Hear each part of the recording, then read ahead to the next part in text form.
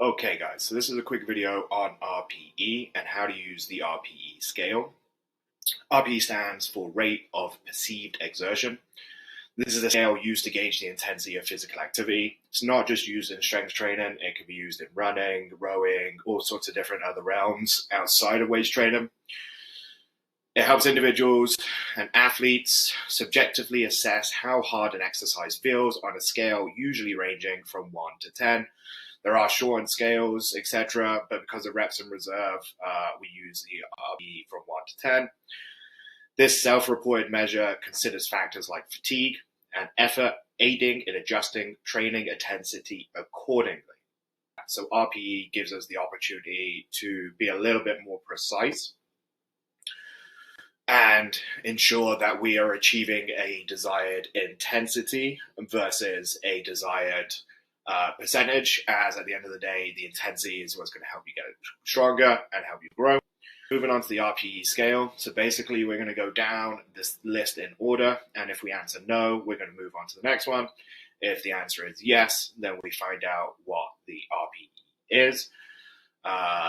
So going through each one, was this too easy to count as a true working set? If we answer no, then we move on to the next one. Was this fairly easy, like a warm-up weight?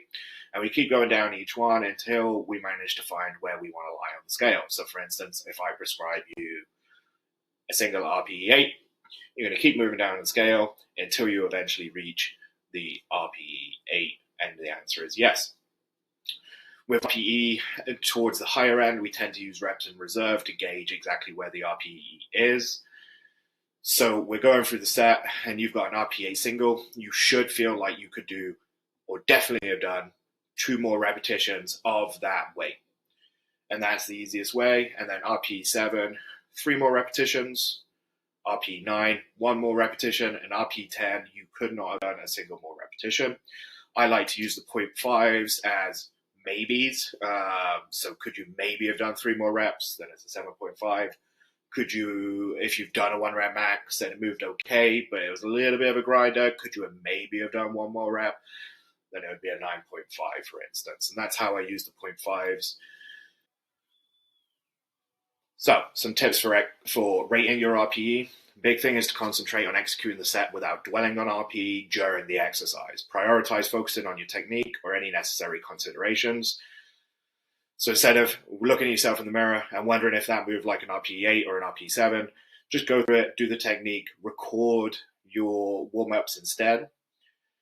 After you drag the barbell, promptly use the flowchart to assess your set as accurately as possible. So take a screenshot of that within the presentation version so that my face isn't on there.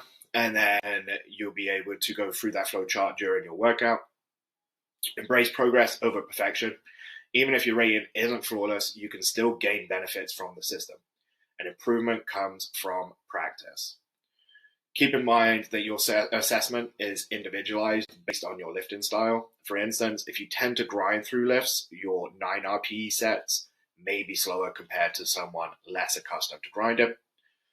Big thing is to also record your last warm-ups and your sets to make sure that you can watch it back. This will also allow you to critique your own form to see what you can do to help make a better decision. So for instance, if we're warming up and I take my last warm-up and it moved like absolute crap and I'm thinking about throwing the entire session, I can watch my warm-up back, critique my form and technique and say, hey, actually I can do that better. Maybe the RPE will move a little bit easier, or the intensity will be a little bit lower if I actually do a better job of my execution. So recording is going to be super important, and that's going to include your last warm-up sets too. On to the benefits of incorporating RPE into your training. So the reasons why we use RPE: it enhances communication precision with coaches and athletes, surpassing vague expressions like that felt heavy or that felt easy. So pretty much what it says there is it gives us a little bit more of an accurate rate to work off of. And based off of that, we can also use an estimated 1 rep max calculator so that we could sort of set expectations for a meet. And it also facilitates auto-regulation of the load, enabling adjustments based on your performance. Quick adaptations during the session can be made if strength gains exceed expectations. You could go a little bit heavier, or if you're facing a challenging day, then maybe take the load down a little bit. This allows you to make adjustments based on how things are going. Enables the calculation of various metrics like the stress index, providing insights into the most effective training protocols for each lift. So stress index is usually when I make you fill out those metrics on how sleep, nutrition, and water is. And like I mentioned earlier, RPE gives us the ability to sort of gauge an estimated 1 rep max. So it's a valuable tool for tracking progress within a training cycle and determining optimal training approaches. Accurate estimations, often achievable with a custom RPE chart, also contribute to informed attempt selection competitions. So you can take the charts that we have and you can also customize it. So let's say you do an RPE 8 for a set of 5 at a weight, then you know that that is the weight that you should be using for that RPE 8, so you could base it off of that next time. And it also eliminates the need for a precise 1 rep max on every lift to train effectively.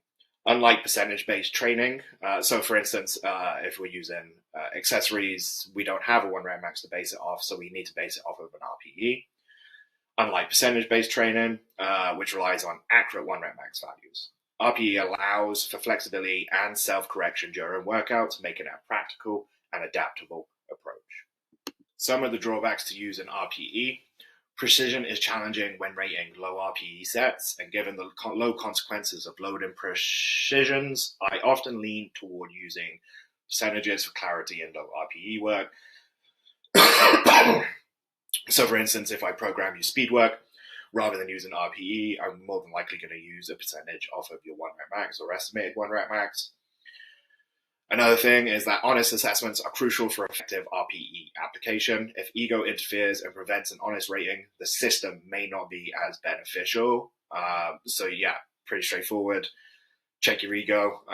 It's always good to have somebody in the gym that you can go to and say, hey, did this look like it was supposed to? Because they're going to be a little bit more honest in regards to that, or they might not be. Who knows? So make sure it's a smart person that you're going to. A balanced, controlled, aggressive approach is ideal for RPE. While the inclination might be to add more weight, maintaining control and resisting the urge is essential for smart decision making. RPE performs optimally when there is a familiarity within the movement, emphasizing the importance of experience and understanding in its application. Drawbacks with RPE. RPE isn't about subjective feelings. It focuses on exertion relative to maximum effort, prioritizing performance over emotions. So big thing is to make sure you record all your stuff, because sometimes on video you can see that it moved a lot easier than it felt. So yet again, you can sort of navigate and get around those emotions. We use reps in reserve because it aligns with RPE for higher effort sets in rep-based exercises, but RPE can be applied to various exercises with different descriptors for each rating.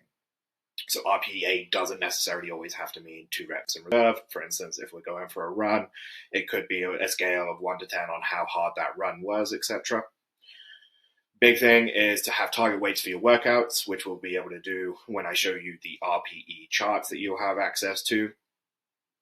Allowing RPE to fine-tune based in real-time performance, enhancing trainer precision, and providing motivational cues. If warm-ups feel off, consider your normal baseline. So for instance, if I'm training, I know that I have certain numbers that if I hit and they feel terrible, then I know that there's a pretty high chance that I'm going to have an off session. So I should probably take my expectations down. But at the same time, sometimes it just means that you need to take an extra warm-up, record a video, take a look back, see what you can fix, and then move on from there. RPE guides adjustments, but always relate them to your individual norms. Okay, so within the app, you should have access to this little form. All you're going to do is click on the link, and it's going to take you through to the RPE chart.